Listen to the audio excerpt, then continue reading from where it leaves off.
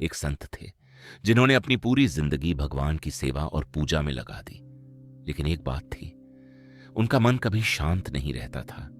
हर छोटी तकलीफ पर वे टूट जाते, हर दुख में भगवान से शिकायत करते। हे प्रभु, मैंने तो जीवन भर आपकी भक्ति की, फिर भी आपने मुझे सिर्फ दुख ही क्यों दिया? दिन बीतते गए पर शिकायतें कम नहीं हुई। एक रात जब संत गहरी नींद में थे, उन्हें एक सपना आया। सपने में उन्होंने देखा वे एक मंदिर से थोड़ी दूरी पर बैठे हैं। उनके आसपास बहुत से लोग बैठे थे। हर किसी के पास में एक पोटली थी।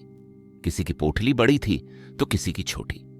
संत ने अपने पास में देखा, उनकी पोटली काफी छोटी थी। तभी अचानक आकाश से एक आवाज गूंजी, तुम सबके पास में जो पोटली है उसमें तुम्हारा दुख भरा हुआ है। जाओ और अपनी अपनी पोटली मंदिर की खूंटी पर टांग दो, तुम दुख से मुक्त हो जाओगे। यह सुनते ही सभी लोग दौड़ पड़े। संत भी अपने दुखों से छुटकारा पाने के लिए भागे। सबने अपनी अपनी पोटलियां मंदिर की दीवार पर टांग दी। फिर सब वापस आकर बैठ गए। कुछ देर बाद फिर से आकाशवाणी हुई, अब तुम सब मंदिर जाओ और जो पोटली तुम्हें सबसे अच्छी लगे उसे उठा लो। यह सुनते ही लोग फिर दौड़ पड़े, लेकिन संत इस बार सीधे अपनी पोटली की ओर भागे। उन्होंने इधर उधर देखा भी नहीं। उन्होंने अपनी ही पोटली उठाई, क्योंकि उस पल उन्हें एक गहरी सच्चाई समझ आ गई थी।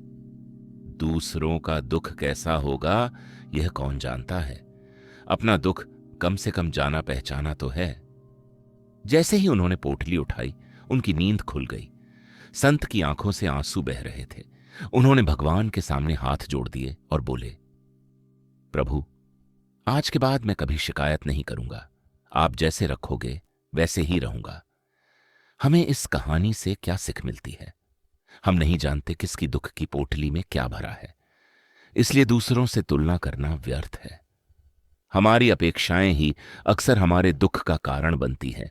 इसलिए अनावश्यक चिंताओं को छोड़ दो और जो भी मिला है जीवन में उसे मुस्कुराकर स्वीकार करना सीखो।